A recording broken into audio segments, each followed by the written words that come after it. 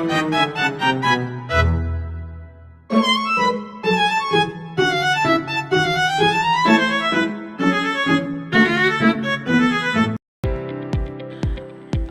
warahmatullahi wabarakatuh. Halo teman-teman semua, kembali lagi bersama saya Rizali Rustam dengan NPM 0227241147. Saya dari kelas 3 Program Studi Akuntansi Fakultas Ekonomi dan Bisnis Universitas Hairul Ternate. Tujuan saya membuat video ini untuk memenuhi ujian akhir semester mata kuliah Ekonomi Syariah dengan dosen pengampu Bapak Dr. Suwito. Oke. Teman-teman duduk santai dulu, tarik nafas, siapin minuman atau cemilan, karena hari ini kita akan ngobrol panjang banget tentang satu topik yang sering banget jadi pembahasan tapi banyak yang salah paham, yaitu tentang keuangan dan perbankan syariah di Indonesia. Kita bakal bahas secara lengkap mulai dari teori dasarnya, praktiknya di Indonesia, infrastrukturnya, lembaga pendukungnya, peran Bank Indonesia setelah OJK beroperasi, berbagai inisiatif Bank Indonesia dalam membangun ekosistem syariah nasional, sampai tantangan dan peluang masa depannya. Semuanya akan kita bawa dengan bahasa yang santai, kayak ngobrol bareng sambil duduk di warung kopi tanpa istilah ribet yang bikin pusing. Oke teman-teman, jadi begini, sebelum kita masuk ke detail teknis, kita harus paham dulu apa sebenarnya keuangan syariah itu. Banyak orang yang ketika dengar kata syariah langsung mikir ini sistem keuangan yang ribet, eksklusif buat umat Islam, atau sekadar bank yang tidak pakai bunga. Padahal sebenarnya jauh lebih luas dari itu. Keuangan syariah adalah sistem keuangan yang berbasis prinsip-prinsip syariah Islam yang intinya adalah keadilan, keterbukaan, dan saling menguntungkan. Prinsip dasarnya ada 3. Yang pertama, larangan riba, yaitu tambahan yang diperoleh tanpa usaha yang setara. Kedua, larangan gharar, yaitu transaksi yang tidak jelas atau penuh ketidakpastian yang bisa merugikan satu pihak. Dan yang ketiga, larangan aktivitas haram seperti judi, transaksi palsu, atau investasi pada bisnis yang tidak halal. Kalau kita lihat lebih dalam, ketiga prinsip ini sebenarnya bukan hanya bernuansa agama, tetapi juga bernuansa etika. Banyak ekonomi modern pun sepakat bahwa sistem yang terlalu mengandalkan bunga tinggi, spekulasi, dan transaksi tak jelas bisa memicu ketidakstabilan ekonomi. Oke teman-teman, kalau ditarik lebih jauh lagi, ekonomi syariah punya filosofi yang menarik. Semua aturannya sebenarnya dirancang untuk menciptakan keseimbangan antara kepentingan individu dan kepentingan masyarakat, seperti prinsip keadilan yang jadi fondasi utama. Setiap transaksi harus transparan, tidak ada yang merasa terjebak atau dirugikan. Sistem syariah juga berusaha menjauhkan kita dari bentuk-bentuk eksploitasi yang dimana satu pihak memanfaatkan kelemahan pihak lain. Selain itu, keuangan syariah ingin semua transaksi berkaitan dengan ekonomi real, artinya uang harus terhubung ke aktivitas nyata. Produksi barang, penyediaan jasa, pembangunan usaha tidak boleh hanya berputar dalam bentuk instrumen abstrak yang tidak jelas wujudnya, teman-teman. Oleh karena itu, dalam dunia syariah dikenal banyak akad seperti mudharabah, musyarakah, murabaha, ijara, dan lain-lain, yang semuanya punya aturan jelas tentang hak dan kewajiban masing-masing pihak, dan berbeda dengan sistem konvensional. Syariah ingin resiko dibagi secara adil. Kalau untung ya sama-sama untung, kalau rugi ya sama-sama nanggung. Oke, sekarang mari kita bahas sedikit tentang akad-akad syariah secara lebih santai. Banyak orang baru tahu bahwa di bank syariah tidak ada istilah bunga, tapi diganti dengan konsep-konsep yang lebih adil. Misalnya ada murabaha, yaitu akad jual beli, di mana bank membeli barang yang nasabah butuhkan lalu menjualnya kembali dengan margin yang sudah disepakati. Jadi bukan bunga tapi keuntungan dari transaksi jual beli. Ada akad mudharabah, yaitu sistem bagi hasil di mana nasabah sebagai pemilik modal mempercayakan modalnya kepada pengelola, dalam hal ini bank, untuk dikembangkan dalam usaha. Keuntungan dibagi sesuai kesepakatan, sedangkan kerugian ditanggung pemilik modal kecuali kalau kerugiannya akibat kelalaian pengelolaan, atau juga musyarakah, yaitu kerjasama modal antara bank dan nasabah, cocok untuk usaha kecil atau pembiayaan proyek. Kalau ijarah sendiri mirip sistem sewa dan istinya digunakan untuk pemesanan barang yang harus dibuat dulu, seperti proyek bangunan atau rumah inden. Ada juga akad wadina untuk titipan, wakalah untuk perwakilan, dan karul hasan, yaitu pinjaman kebajikan tanpa imbalan. Semuanya dirancang agar transaksi jelas, adil, dan tidak ada yang merasa terjebak, teman-teman. Kalau kita bicara sejarah perbankan syariah di Indonesia, itu perjalanannya panjang, bukan sesuatu yang baru muncul belakangan. Bank Muamalat berdiri pada tahun 1991 sebagai pionir perbankan syariah. Dulu perbankan syariah sempat dianggap kurang relevan sampai akhirnya krisis ekonomi pada tahun 1998. Ini mengguncang ekonomi kita. Saat itulah masyarakat mulai melirik alternatif sistem keuangan yang lebih stabil dan berbasis etika pada tahun 1999 sampai tahun 2008. Yang menjadi tonggak penting dan puncaknya pada tahun 2021, 3 bank syariah BUMN merger jadi Bank Syariah Indonesia atau BSI, menjadikannya salah satu bank syariah terbesar di Asia Tenggara. Sekarang kita punya banyak sekali lembaga syariah, Bank Umum Syariah, Unit Syariah, BPRS, atau Bank Perkreditan Rakyat Syariah, Lembaga Zakat, Wakaf, Pegadaian Syariah, sampai ke Fintech Syariah. Jadi industri perbankan syariah ini punya struktur yang cukup kompleks. Ada bank syariah penuh atau bank umum syariah atau BUS seperti BSI, Bank Muamalat, dan bank-bank lainnya besar lainnya. Ada unit usaha syariah yang merupakan divisi syariah dari bank konvensional. Ada BPRS yang berperan di sektor mikro dan UMKM. Produk syariahnya pun banyak: tabungan syariah, deposito, mudharabah, pembiayaan rumah syariah, pembiayaan UMKM, kartu pembiayaan, mobile banking syariah, investasi sukuk, sampai kris syariah, teman-teman. Bahkan sekarang sudah ada digitalisasi syariah yang semakin canggih. Tentu saja sebuah industri tidak bisa berjalan tanpa infrastruktur yang kuat. Perbankan syariah di Indonesia berdiri di atas fondasi hukum yang jelas, yaitu Undang-Undang Perbankan Syariah. Lalu pada Dewan Syariah Nasional atau MUI yang mengeluarkan fatwa sebagai dasar operasional produk. OJK bertugas mengawasi semua lembaga keuangan syariah, termasuk bank, asuransi, fintech, dan pasar modal. Lalu ada LPS syariah yang menjamin simpanan nasabah.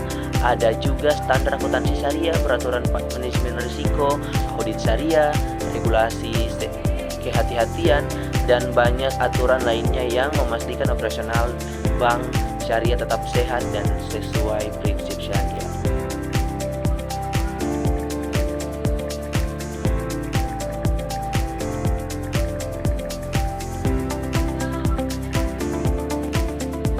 Selanjutnya, ekosistem perbankan syariah juga tidak berdiri sendiri, tetapi didukung banyak lembaga lain yang membentuk dunia ekonomi syariah secara keseluruhan. Misalnya asuransi syariah yang menggunakan prinsip tolong-menolong, Pegadaian Syariah yang menggunakan akad RAN, Koperasi Syariah, dan BMT yang berperan besar dalam pembiayaan UMKM, serta Fintech Syariah yang mulai banyak mengisi kebutuhan pembiayaan mikro digital.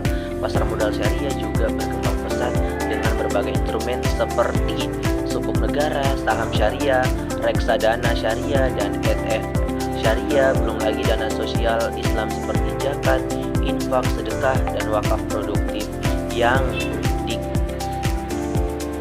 potensinya luar biasa besar untuk membangun ekonomi masyarakat. Di tengah perkembangan itu semua, peran Bank Indonesia sangat penting, terutama setelah pengawasan perbankan dialihkan oleh OJK pada tahun 2013. banyak yang salah sangka seolah-olah.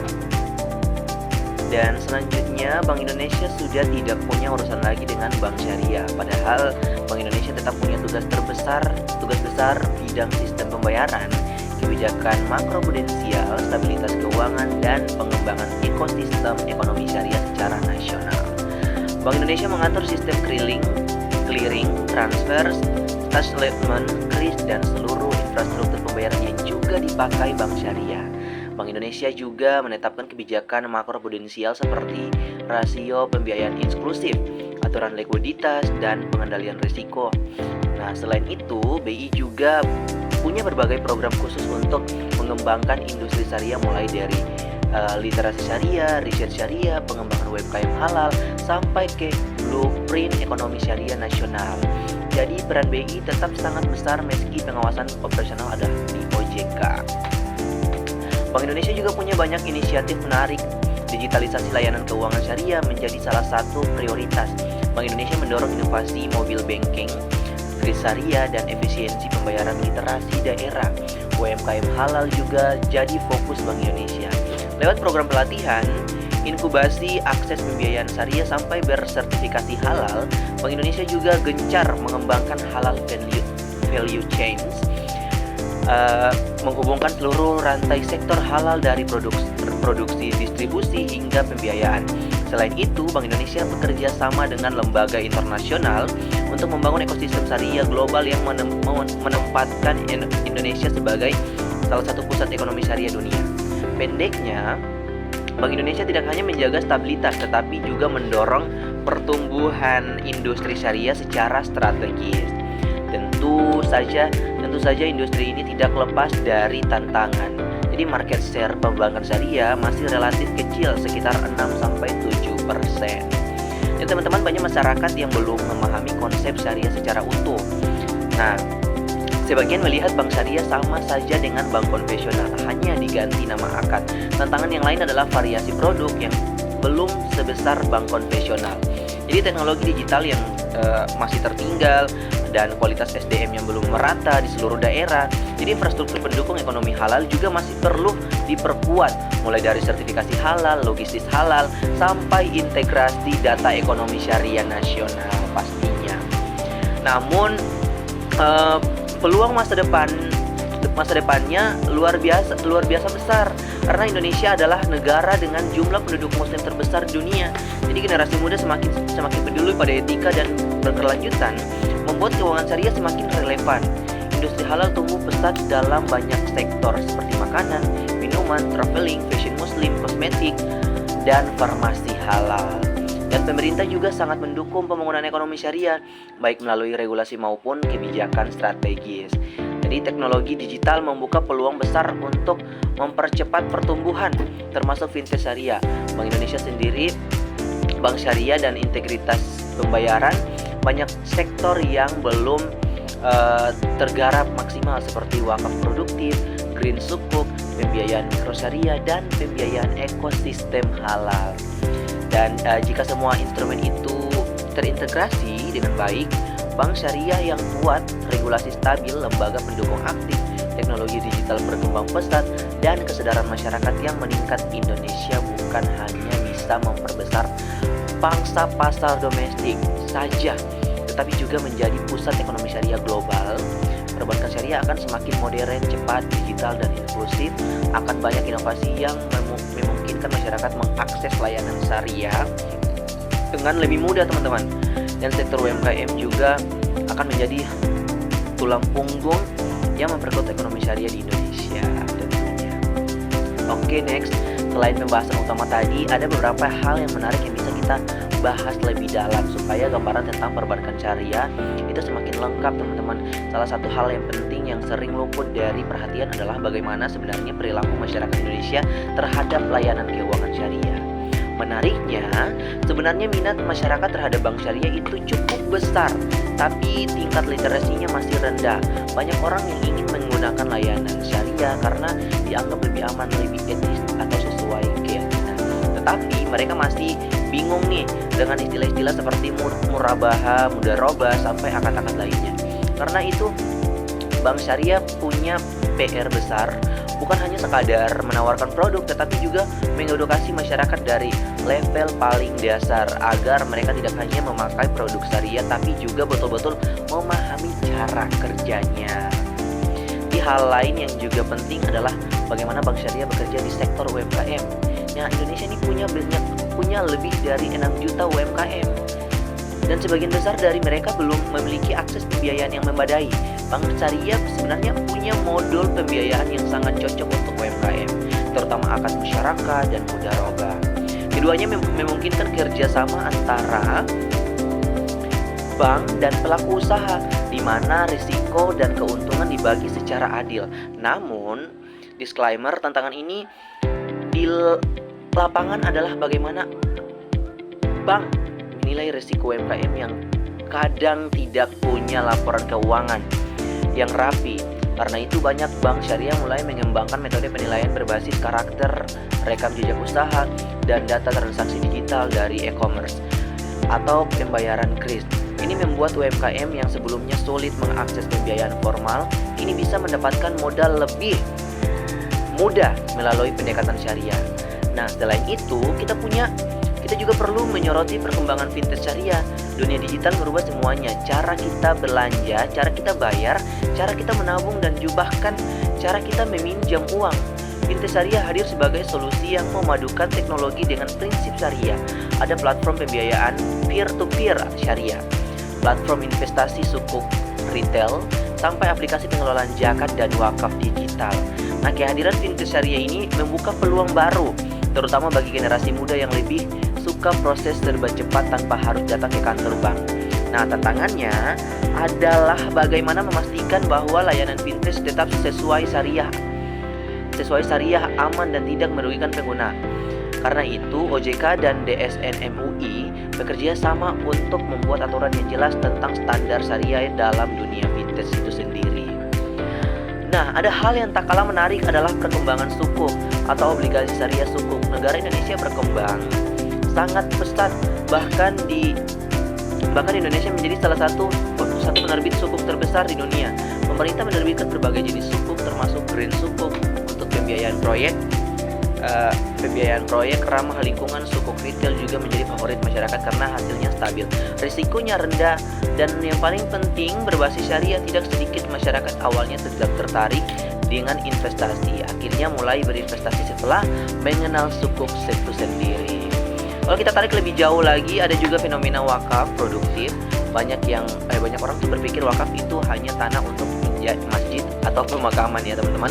Padahal sekarang wakaf bisa berbentuk uang, bisa diinvestasikan untuk membangun aset yang memberikan manfaat jangka panjang seperti rumah sakit, sekolah, minimarket, bahkan apartemen atau hotel. Nah, hasilnya bisa digunakan untuk kebutuhan sosial ini. Jadi membuka peluang besar untuk menciptakan ekosistem ekonomi syariah yang produktif dan mandiri.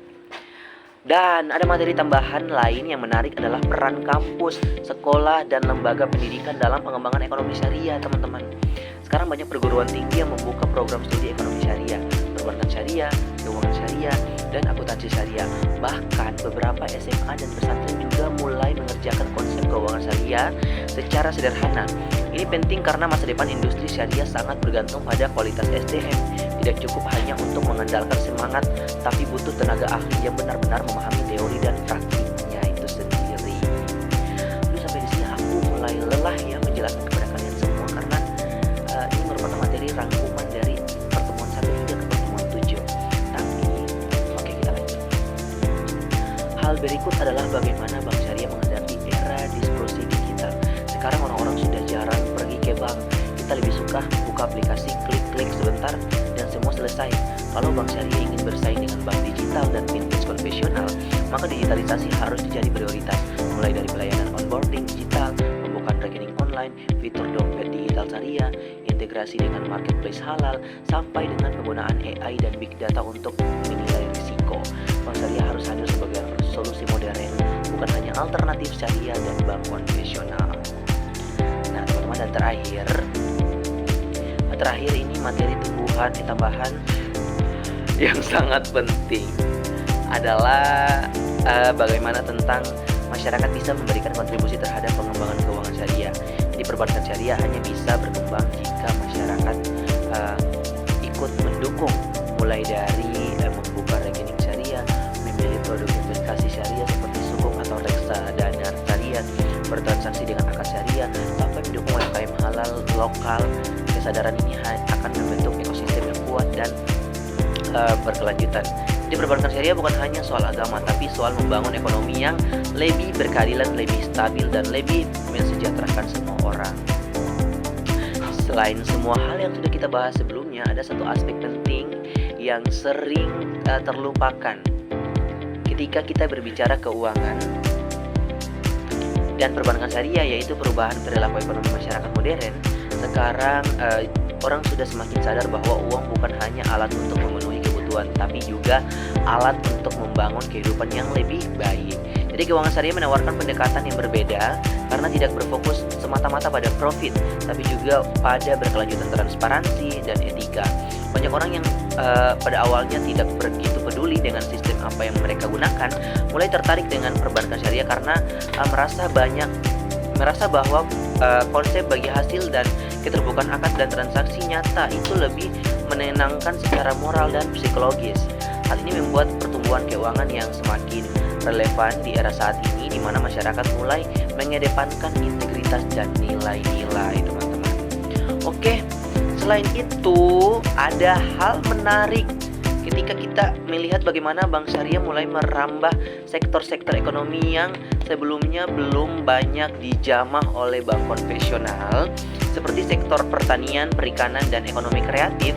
Banyak petani, nelayan, dan perilaku industri kreatif yang dulunya kesulitan mengakses pembiayaan ini mulai mendapatkan kesempatan yang lebih besar melalui bank syariah, karena kata-kata seperti salam, istina, musyarakah, dan mudarabah lebih fleksibel dan relevan dengan kebutuhan usaha mereka. Misalnya, petani bisa mendapatkan pembiayaan dengan akad salam, di mana bank memberi hasil panen terlebih dahulu sebelum diproduksi. Ini membantu petani mendapatkan modal tanpa harus terjebak utang konsumtif. Nah, ini paling penting nih. Ini yang dimention nih. Jadi usaha kecil ini, sektor kreatif pun bisa mengembangkan bisnis dengan akad musyarakah, karena bank dan pelaku usaha bisa berbagai risiko dan keuntungan secara proporsional. Ini berbeda, teman-teman, dengan sistem yang utang yang membuat pelaku usaha harus membayar cicilan, tetapi meski pendapatannya sedang turun. Dari sini kita melihat bahwa bank syariah punya potensi besar untuk menggerakkan sektor real yang selama ini menjadi tulang punggung ekonomi Indonesia. Jadi perlu kita ketahui, peran sosial bank syariah juga menjadi aspek yang perlu digarisbawahi. Berbeda dengan bank konvensional, bank syariah memiliki kewajiban menyalurkan dana sosial seperti zakat, infak, sedekah, hingga dana kebajikan dari akad kadus hasan. Meskipun porsinya kecil, teman-teman, peran sosial ini bisa memberikan dampak nyata bagi masyarakat dalam bentuk bantuan usaha mikro, bantuan pendidikan, dan modal kerja bagi mereka yang tidak memenuhi syarat pembiayaan komersial jika dikelola secara optimal. Bank syariah bukan hanya menjadi lembaga keuangan, tapi juga lembaga memperdayakan dan memperbaiki kualitas hidup masyarakat kecil. Dan ini yang sering membuat masyarakat merasa lebih dekat dan percaya pada bank syariah, karena mereka melihat manfaatnya lebih nyata dan menyatu kebutuhan dasar. Sudah dipahami? Oke. Selain itu, kita juga perlu melihat perkembangan pasar modal syariah, teman-teman. Pasar modal syariah ini Indonesia semakin berkembang pesat. Bahkan beberapa produk seperti sukuk negara selalu beroversubscribed. Setiap kali dirilis, banyak investor pemula yang awalnya ragu berinvestasi merasa lebih nyaman ketika tahu ada instrumen syariah yang jelas, transparan, dan terjamin kehalalannya. Saham-saham yang masuk daftar efek syariah juga terus bertambah, sehingga pilihannya investasinya semakin bervariasi. Menariknya, indeks saham syariah Indonesia sering kali menunjukkan performa yang lebih stabil dibanding indeks konvensional, karena perusahaan yang masuk dalam indeks syariah harus memenuhi kriteria khusus seperti tidak boleh bergerak di sektor haram, tidak boleh memiliki rasio utang berlebih, dan harus memiliki struktur keuangan yang sehat. Ini membuat investasi syariah punya dan bukan hanya etis, tapi juga lebih stabil dalam jangka panjang. Nah, di Tidak kalah menarik adalah beberapa perkembangan ekonomi halal yang semakin terintegritas dengan perbankan syariah. Sektor-sektor seperti makanan halal, pariwisata halal, fashion muslim, kosmetik halal, hingga ke farmasi halal kini tumbuh luar biasa cepat. Bank Syariah punya peluang besar untuk menjadi pendorong utama ekosistem ini melalui pembiayaan, inkubasi usaha halal, dan kemitraan dengan UMKM. Misalnya produsen makanan lokal yang ingin mendapatkan sertifikasi halal bisa mendapatkan pembiayaan syariah dengan ada akad wakalah atau mudharabah. Pelaku bisnis fashion muslim bisa memanfaatkan pembiayaan musyarakah untuk modal kerja musliman. Sektor pariwisata halal juga bisa tumbuh melalui pembiayaan hotel syariah, restoran halal, maskapai syariah, ekosistem wisata ramah muslim. Semakin besar sektor halal, semakin besar pula kebutuhan akad layanan bank syariah yang mendukung ekosistem tersebut, teman-teman. Suasana semakin sore dan semakin udah mau menjelang maghrib juga, dan pembahasan kita semakin serius ya dari tadi. Oke, kita lanjut.